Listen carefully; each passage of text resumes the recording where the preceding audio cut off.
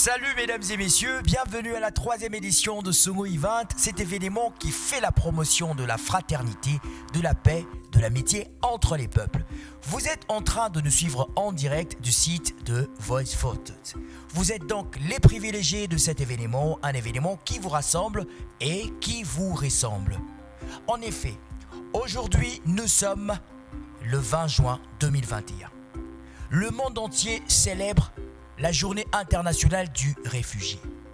Et dans ce cadre, le thème qui a été retenu est le suivant.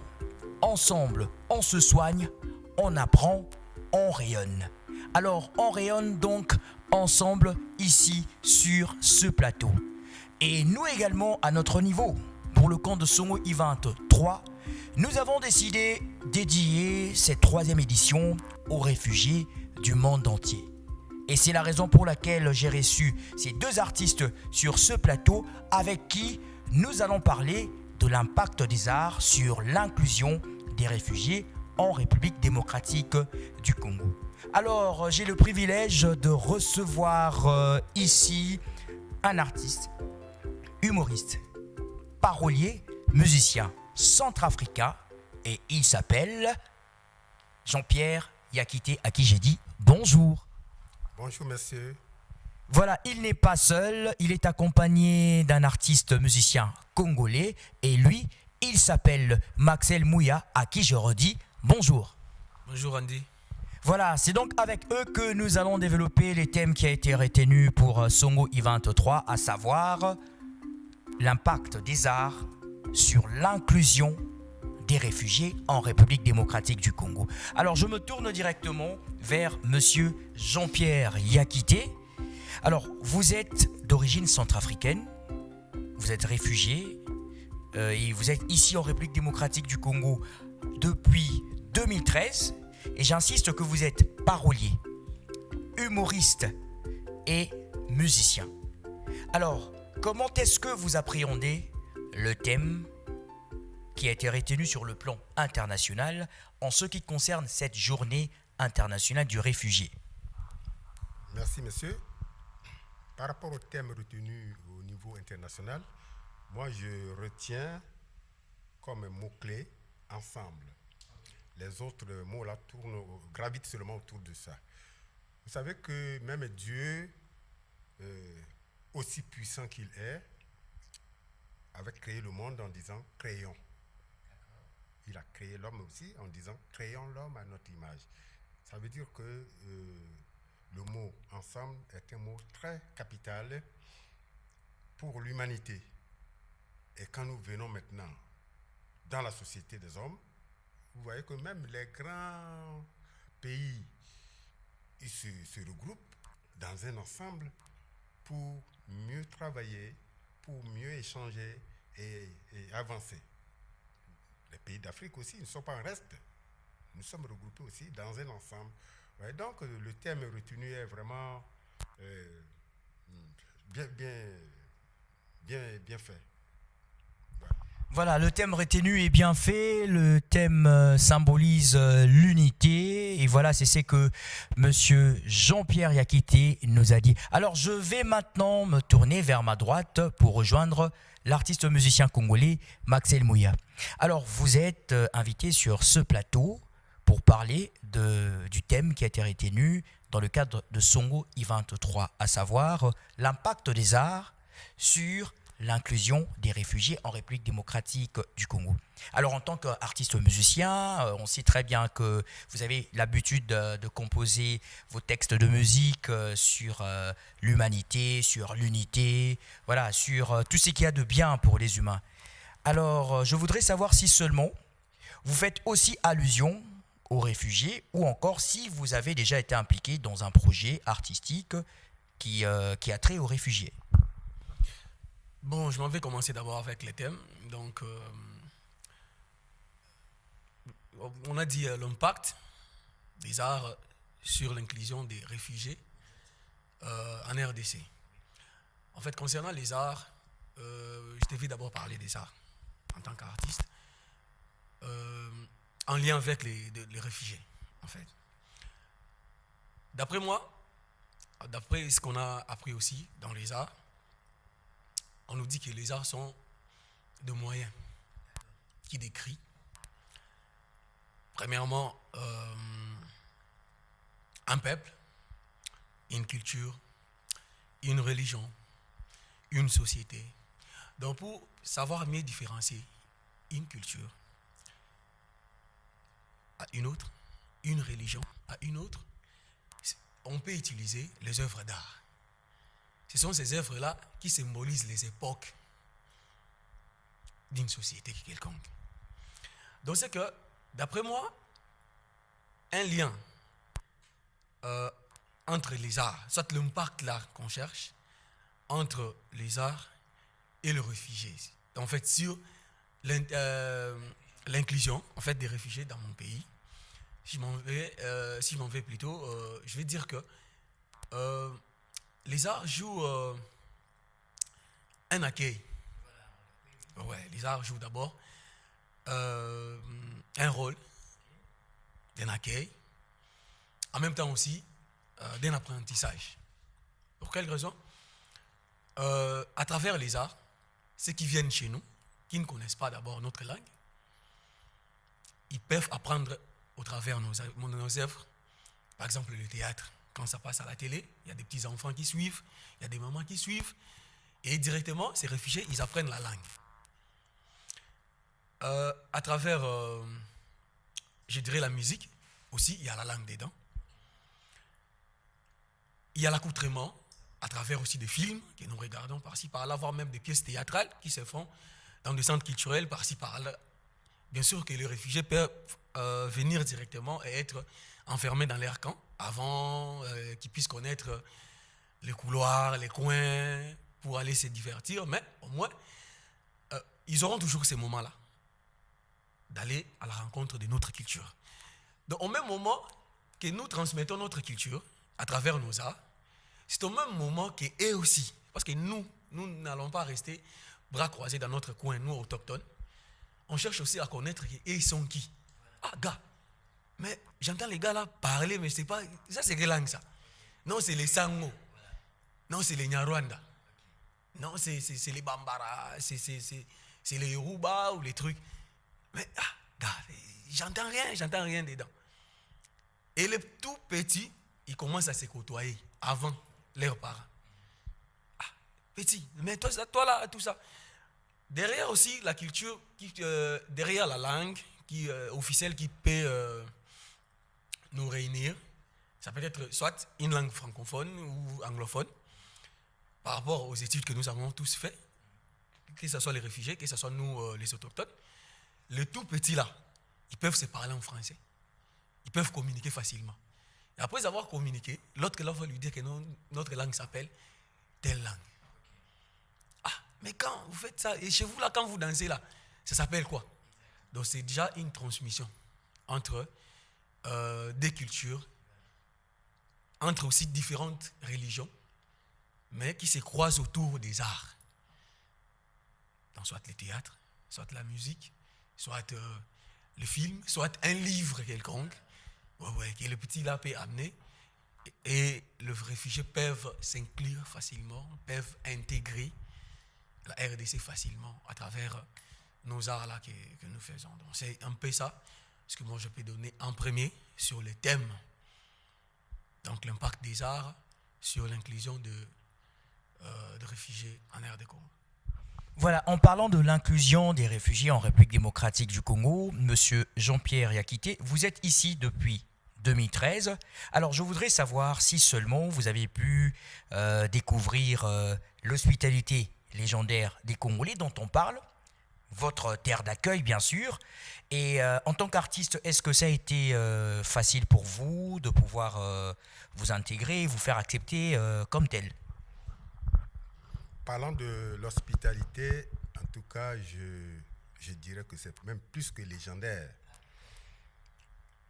Parce que depuis que je suis ici, j'ai croisé des Congolais très sympas et je me suis familiarisé très facilement avec eux.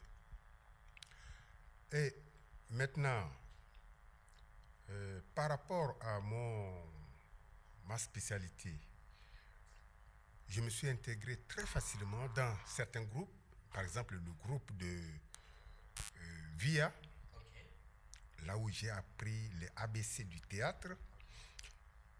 Je me suis intégré très facilement dans le groupe Sinarc, chez Caleb, et c'est là où j'ai vraiment crevé l'écran.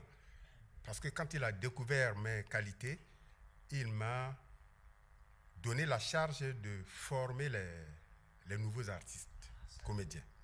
Et c'est ce que j'ai fait. Et je l'ai fait avec brio parce que j'ai écrit même un livre intitulé Cours d'initiation au théâtre. Et plusieurs personnes, plusieurs jeunes que j'ai eu à former dans le groupe Sinarc, sur la base de mon livre, sont maintenant présidents de leur propre groupe. Wow.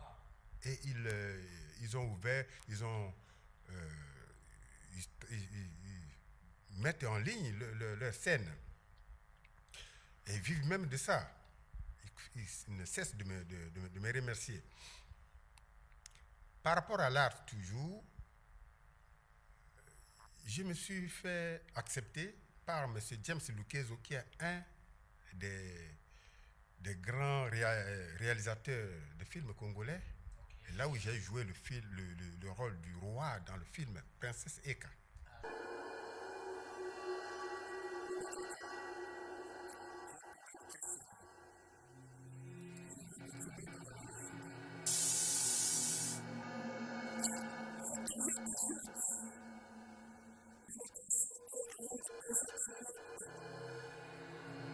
Voilà.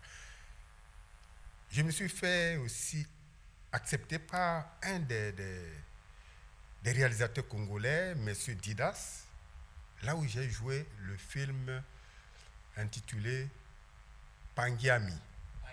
J'ai joué le rôle du chef coutumier dans ce film-là. Vous voyez? Donc, je me suis facilement intégré dans la société congolaise et j'ai donné aussi du mien. J'ai construit, disons que j'ai apporté aussi ma pierre dans l'édifice de la société congolaise. À part le livre Cours d'initiation au théâtre que j'ai écrit un autre livre intitulé Code de bonne conduite pour les couples. Jusqu'à ce jour, il y a beaucoup de pasteurs qui achètent ces livres auprès de moi pour les revendre à leurs fidèles. J'ai écrit également un livre intitulé Clé de réussite pour les jeunes. Et ce sont des préfets des écoles qui achètent ces livres-là auprès de moi pour les revendre à leurs élèves. Oui. Donc, quand vous parliez de l'impact, et c'est que l'impact par rapport à mes œuvres est tout à fait visible. C'est pour dire que quand on est réfugié, on n'est pas seulement à la charge du pays d'accueil, mais on peut aussi contribuer au développement socio-économique de ce pays. Et c'est ce que je fais. Loin encore, mieux encore, quand la Covid a commencé à sévir, j'ai en ma qualité d'artiste, de parolier, j'ai composé une chanson intitulée Tous pour la vaccination de la Covid. Ah voilà, tous pour la vaccination de la Covid. Alors on va revenir sur cette œuvre artistique dont vous nous avez parlé. Alors vous pouvez facilement comprendre que être réfugié contribue aussi à la mosaïque culturelle d'un pays d'accueil. Alors Maxel Mouya, voilà, en termes d'inclusion, en termes d'intégration, est-ce que tout au long de votre parcours artistique, vous avez eu à collaborer, musicalement parlant, avec des réfugiés ici en République démocratique du Congo? Parce qu'il faut le dire, hein, en RDC en tout cas, il y a une pléthore des réfugiés. Il paraîtrait que c'est le pays africain qui reçoit le plus grand nombre de réfugiés. Alors, dans le domaine musical, est-ce que vous avez eu à collaborer avec des artistes musiciens ou des artistes d'une autre discipline? Oui, premièrement, je commence avec l'un. En fait, lui, c'est mon pote. C'est déjà mon frère de tous les jours. Donc, c'est Esatis Les Bons, Arnaud Mbagale. Donc, en fait, c'était depuis 2014, après la guerre de Seleka et Anti-Balaka, donc, qui a éclaté à Bangui. Ouais. Et ils étaient venus et ils sont tombés dans mon quartier. Ouais. Ils sont tombés dans mon quartier à Limité. À cette époque-là, on avait un mini studio. C'était même pas un mini studio, mais c'était un petit rien de studio d'enregistrement. Donc, en fait, c'était un truc qu'on faisait des projets. C'était ça, le tout premier projet qu'on a fait avec Esatis Les Bons. C'était les cris des enfants en RCA. Donc là, mon refrain était ils ne sont pas des animaux dans la forêt pour les tirer dessus et se partager la viande. Ayons pitié, ayons du mal, juste un geste d'amour et de sauvegarde aux enfants centrafricains. Des trucs. En fait, ça date déjà, quoi, 2014, donc c'était ça. Lui, il cherchait quoi? Il cherchait à faire entendre sa voix, premièrement, à son ambassade. Et en dehors de cela, on a fait beaucoup de projets avec des réfugiés qui sont ici, qui sont à Massissi, à Kachebere, qui sont à Sake, qui sont à Kiboua, qui sont à Kisangani. Donc on a essayé quand même de travailler avec des réfugiés de par-ci, par-là, dans des projets sur leur intégration en RDC, sur leur intégration sur notre terre, leur montrer que non, on est aussi là pour faire quoi? Pour leur aider à travailler. Parce que quand ils viennent ici, en tant que réfugiés, en même temps, ils viennent aussi pour, comme s'ils étaient en visite. Donc, ils demandent une maison d'accueil, qui demandent quelqu'un de bonne volonté qui peut aider pour que les gars puissent continuer à exercer dans son métier. Et ce métier-là était quoi? Était là. Nous, on était là. Au Congo, bien que nous aussi, on n'avait pas encore un niveau quelconque, nationalement reconnu, mais avec le privilège qu'on avait dans des espaces culturels, dans des centres culturels, avec des promoteurs culturels, avec des directeurs artistiques ou de qui que ce soit, on pouvait quand même les aider et les amener là-bas pour qu'ils puissent et aussi exhiber leur savoir-faire. D'après moi, je dirais que oui, ils ont connu aussi quelques petits soucis ici chez nous. À leur venir, c'est pas facile aussi de s'intégrer dans un nouveau milieu, mais quand même, ils nous ont croisés, nous, sur leur chemin, et on a cru en ce qui se faisait. On continue. Jusqu'à aujourd'hui, on est toujours ensemble et on bosse. On ne sait pas si demain, on sera aussi ailleurs. Parce que être un réfugié, c'est pas seulement ailleurs. Hein. Vous venez de voir récemment, là, il y a eu l'éruption de quoi? De Nyiragongo. De Nyiragongo. Il y a ceux qui ont quitté Nyiragongo vers Sake, ceux qui ont quitté Nyiragongo vers Rutshuru, vers Rwanda.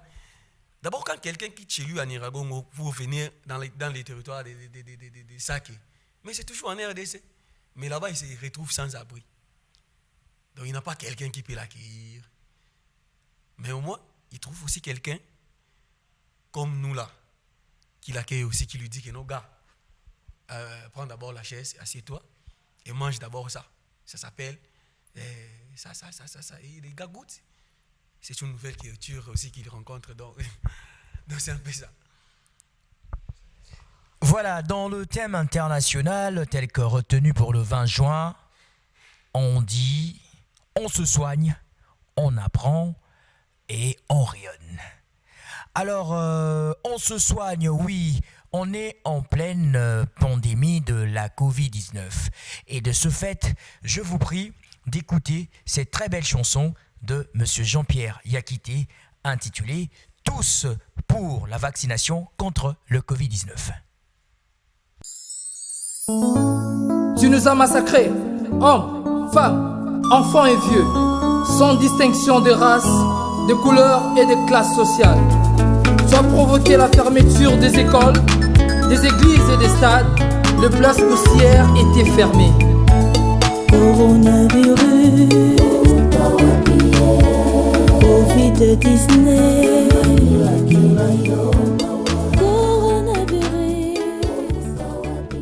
Vous venez donc d'écouter cette très belle chanson de Monsieur Jean-Pierre Yakité, une chanson qui porte riposte contre la pandémie Covid-19. Voilà, alors je vais me retourner vers notre artiste qui nous a dévoilé sa casquette d'artiste musicien. Et il faut rajouter qu'il est parolier et humoriste. Alors, un artiste, on le reconnaît à travers ses œuvres. Alors, en tant que parolier, en tant qu'humoriste, qu'est-ce que vous pouvez nous réserver?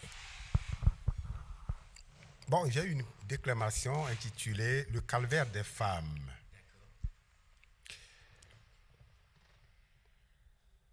La femme de mon voisin est allée ramasser du bois après avoir travaillé au champ. Une dizaine d'hommes l'ont encerclée dans la forêt et se sont acharnés sur elle. Elle s'est battue sans succès. Elle a crié au secours sans succès. Ils étaient nombreux et forts. Finalement, ils ont eu raison d'elle. Son mari l'a renvoyée. Ses parents l'ont rejetée.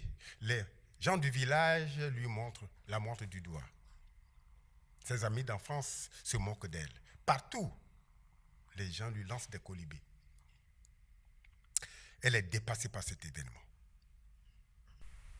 Ces femmes ont besoin d'apprendre des petits métiers pour devenir autonomes et retrouver un semblant de dignité dans la société.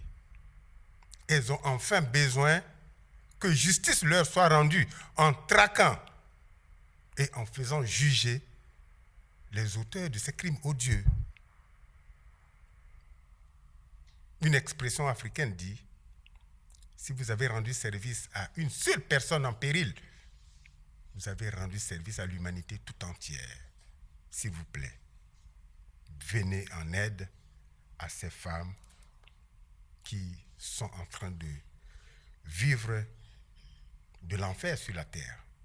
Je vous remercie. » Voilà, c'est donc avec cette déclamation que nous clôturons la première partie de Songo I23, cet événement de la fraternité et de l'amitié entre les peuples. Et je signale que j'avais reçu sur ce plateau Monsieur Jean-Pierre Yakité, artiste, musicien, humoriste et parolier. Également Monsieur Maxel Mouya, artiste, musicien. Alors juste après ce jingle, que nous puissions nous revoir ici pour la seconde partie de ce Songo I23.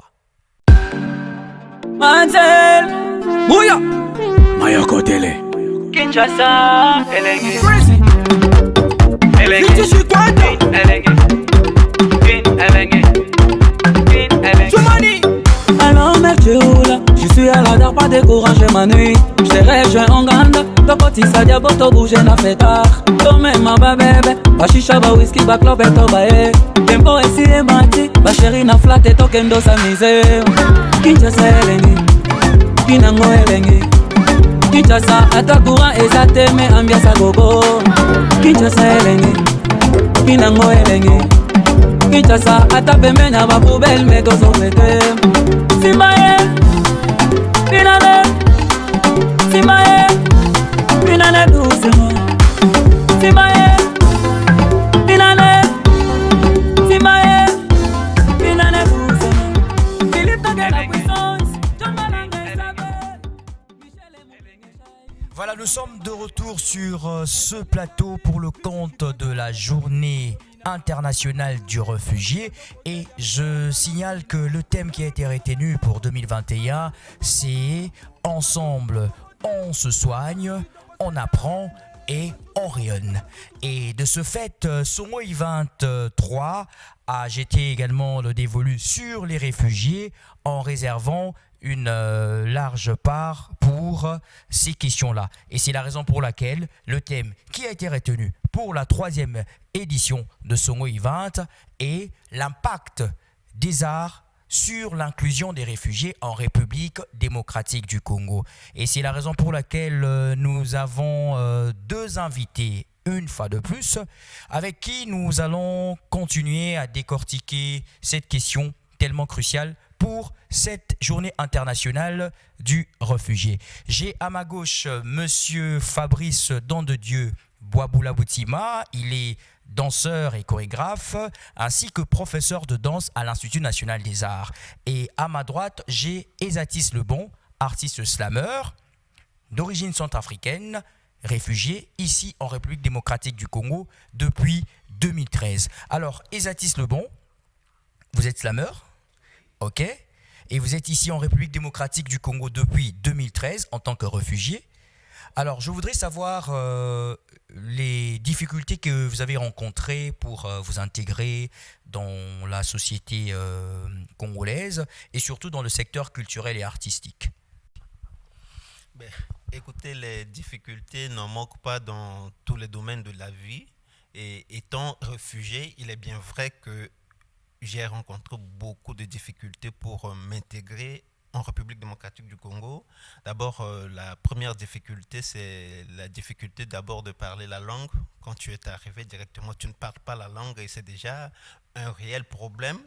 Et hormis cela, il y a aussi cette peur-là de l'inconnu. Donc tu te retrouves dans un pays où tu connais personne, tu ne maîtrises pas le système, tu ne maîtrises pas comment les gens fonctionnent. Et d'emblée, ce n'est pas facile du tout de les courtoyer. Donc il faut parfois du temps, il faut beaucoup de travail pour voir comment courtoyer ces gens. Et au-delà de tout cela, tu peux aussi les courtoyer, mais il se peut que ces gens-là peuvent aussi te rejeter. Ces gens-là peuvent te rejeter et nous avons connu cela.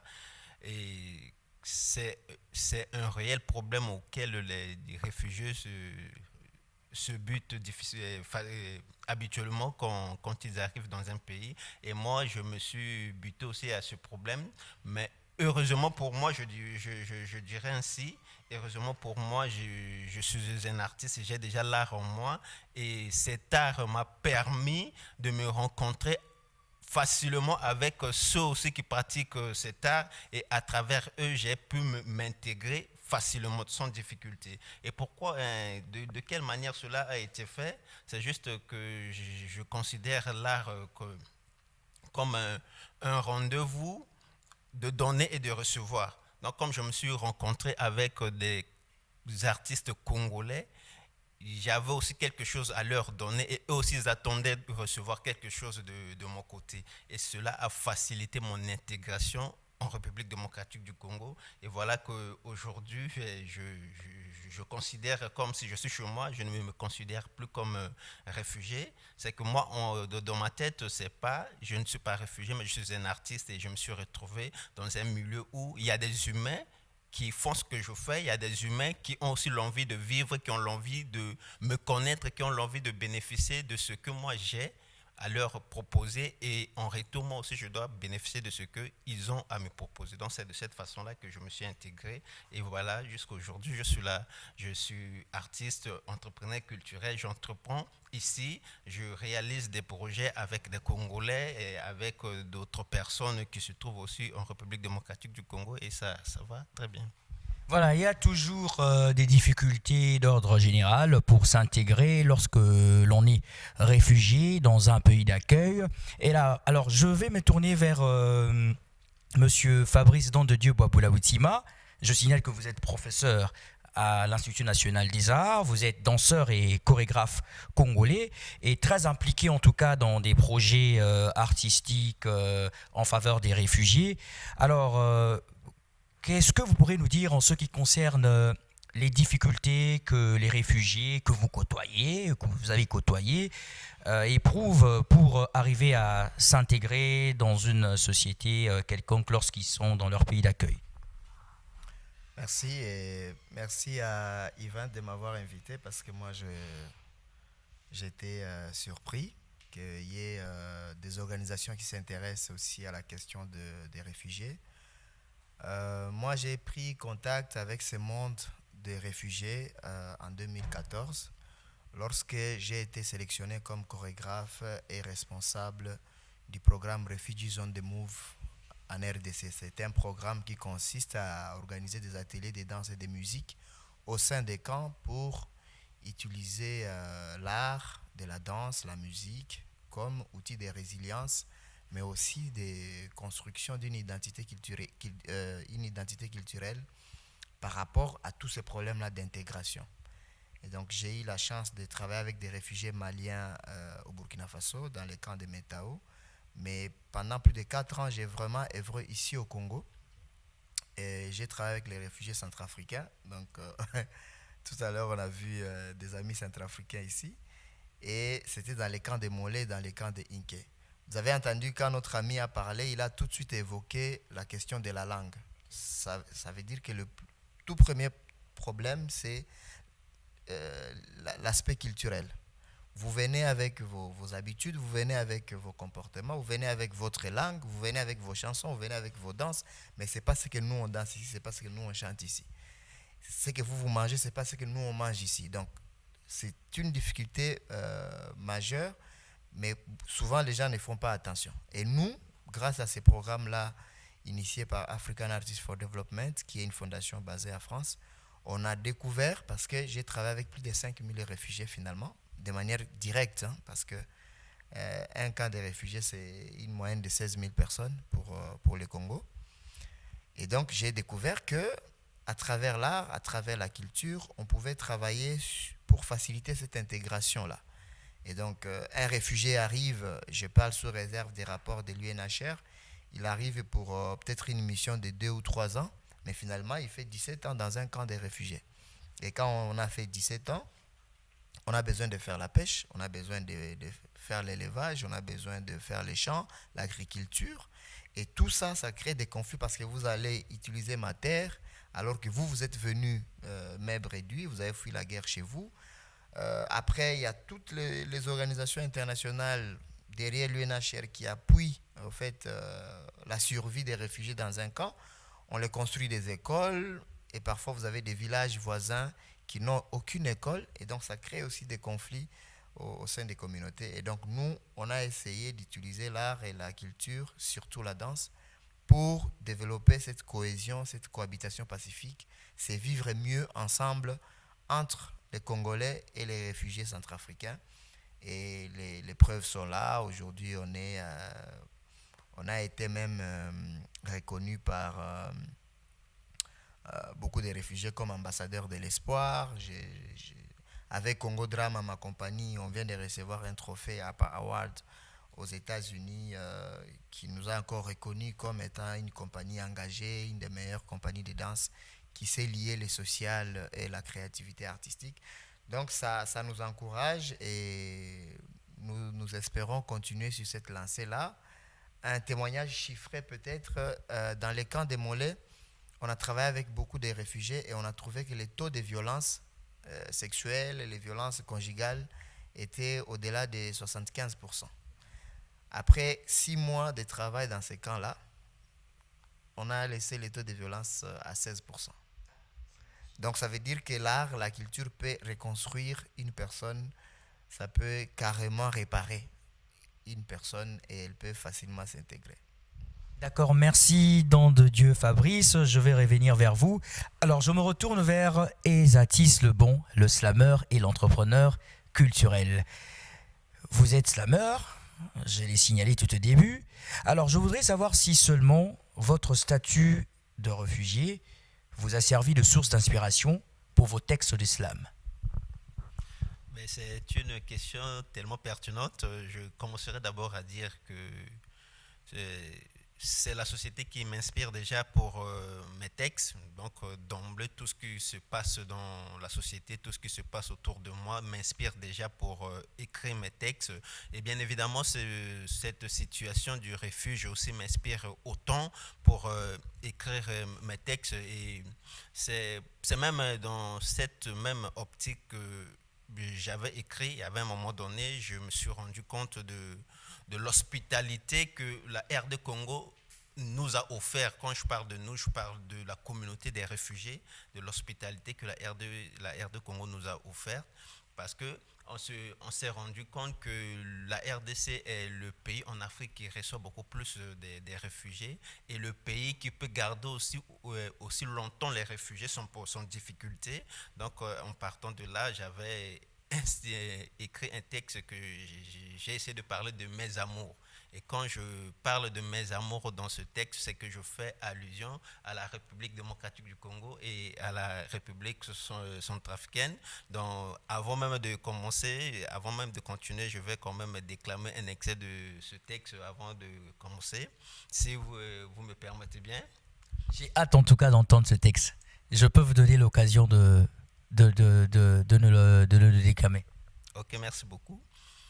Mes amours, elles sont à deux, à pouvoir partager mon cœur. Elles n'ont jamais vécu une relation tendue. Malgré le temps dur qui perdure, la haine et la rivalité sont inscrits parmi elles. Seule l'amitié s'y installe pour toujours. Pour elles, mon amour est loin d'être une vanité. La vérité, même la mort ne saura pas éteindre la flamme de cet amour qui nous unit. Puisque j'ai qu'un seul cœur, à trois nous ferons plus qu'un. Entre nous, il y a une histoire d'amour et de reconnaissance. L'une m'a ouvert les yeux sur toutes les beautés sublimes de la vie. Je lui dois tout mon amour. L'autre m'a entouré de son affection quand j'étais affecté. Je lui dois toute ma reconnaissance. Nos joies et peines sont communes et nous sommes connus avec nos courbatures qui ont fait de nous des courbures. Pour soulager nos peines, à peine je me sers de la poésie urbaine, mon aubaine pour dire à mes belles que je les aime. Elles s'appellent, et enfin elles s'appellent mes amours. Non, elles ont chacune un nom magnifique. L'une s'appelle, et enfin l'une s'appelle le Bangui la coquette. L'autre s'appelle, et enfin l'autre s'appelle Kinshasa la belle. Je clame mon affinité à Bangui la coquette et Kinshasa la belle. Esatis le bon, de Bangui-Soa à Kinois, je reste un noir de l'Afrique centrale. Ok, ça mérite les applaudissements en tout cas. Voilà, un réfugié centrafricain en République démocratique du Congo qui fait sa déclaration d'amour à la RDC. Ça, c'est marquant en tout cas. C'est une preuve que le patriotisme n'est pas que congolais, que le patriotisme n'existe pas seulement ici. Mais ne le considérez pas pour un polygame. Hein. Il a un amour pour Bangui, il a également un amour pour Kinshasa. Alors, je reviens vers le professeur Don de Dieu Fabrice. Ok, vous dites que la danse a cette capacité-là de pouvoir faire intégrer plutôt les réfugiés dans la société. Alors, je voudrais savoir exactement quelles sont les stratégies que vous aviez mises en place pendant que vous étiez en train de côtoyer les camps de réfugiés pour exactement chercher à les intégrer dans la société. Merci beaucoup. Au fait, les programmes Refugees on the Move, je crois que nos amis réalisateurs, ils ont quelques vidéos.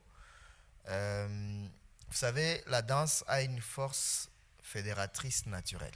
Et même si quelqu'un ne sait pas danser, si je l'invite à danser, il ne va pas se fâcher. Il va te dire « Ah, mais je ne sais pas danser, pourquoi ?» Mais ça n'énerve pas. Alors, les réfugiés, ils ont beaucoup de besoins. Ils ont des besoins multiples, sanitaires, médicaux, et tout ça. Beaucoup de problèmes. Mais il manquait quelque chose. Cet aspect culturel qui peuvent leur permettre justement de s'intégrer. Et je crois que African Artists for Development avait vraiment pensé ce projet-là et c'était positif. Alors, comme stratégie, moi, j'avais vu au Mali, par exemple, avec le chorégraphe Sali Hassanou du Burkina Faso, que lui travaille plus avec des réfugiés. Alors moi, au Congo, dans mes ateliers, j'ai associé les autochtones et les réfugiés. Et comme vous avez nos chants, disons nos danses, elles vont souvent avec des chansons. Donc du coup, vous avez retrouvé des Centrafricains qui pouvaient apprendre les chansons en Gwandi, mais aussi des Congolais qui pouvaient apprendre les chansons en Sango. Parce que, voilà, moi je peux te dire, tu ne peux pas me parler en Sango pendant 10 minutes au Tonganga Nenge Tolobaga. Ça veut dire que dire des choses derrière mon dos. Non, je comprends maintenant la langue centrafricaine et pourtant je ne les suis pas par le fait seulement de travailler avec eux. Et donc, qu'est-ce que nous avons observé quand il y a eu des petits conflits sur les champs, les portions des terres où il faut faire la culture et tout ça, l'agriculture, à partir des ateliers, les réfugiés et les autochtones, par exemple dans les camps de Inké, on a remarqué que maintenant, à chaque fois qu'il y avait un deuil, par exemple au village, le village était à 7 km, les réfugiés allaient assister les autochtones. quand il y a naissance des bébés, je ne vous dis pas combien les Centrafricains font beaucoup les bébés. Quand il y a naissance des bébés dans les camps, vous avez la fête qui est organisée, mais il y a des autochtones qui sont invités parce que la danse va être au rendez-vous, la chanson va être au rendez-vous. Et après, j'avais fait une classe qu'on a appelée classe de théâtre et mouvement. Tout était dansé, mais là-bas, on pouvait mettre un peu de texte aussi. Donc, il y avait cette partie purification, parce que l'art a cette force-là aussi de nettoyer l'âme. Et donc, avec le jeu de l'acteur, les gens pouvaient pleurer sur leurs propres problèmes, et les larmes sont les premiers nettoyeurs de l'esprit. Beaucoup de gens ne le savent pas, et surtout de l'âme. Et donc, on a passé des moments avec beaucoup d'émotions. Moi, j'ai maintenant une famille aujourd'hui à Bangui. Je suis allé à Bangui aussi. J'ai été accueilli comme un Banguissois, on dit comme ça. Et c'est grâce à l'art. Et à chaque fois quand on devrait quitter un camp, on avait des larmes, des gens pleuraient comme s'ils perdaient les leurs. Donc la stratégie était simple. C'est vrai, j'ai appris la danse, j'ai une troupe de danse, mais on a fait une classe de musique percussion.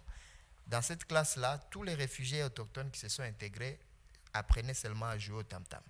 J'ai salué mon jeune Moïse qui était le professeur de cette classe-là. Mais quand vous apprenez à jouer au tam-tam, il y a les tam-tams en Centrafrique, il y a les tam-tams au Congo. Donc, vous prenez les deux rythmes de ces deux côtés.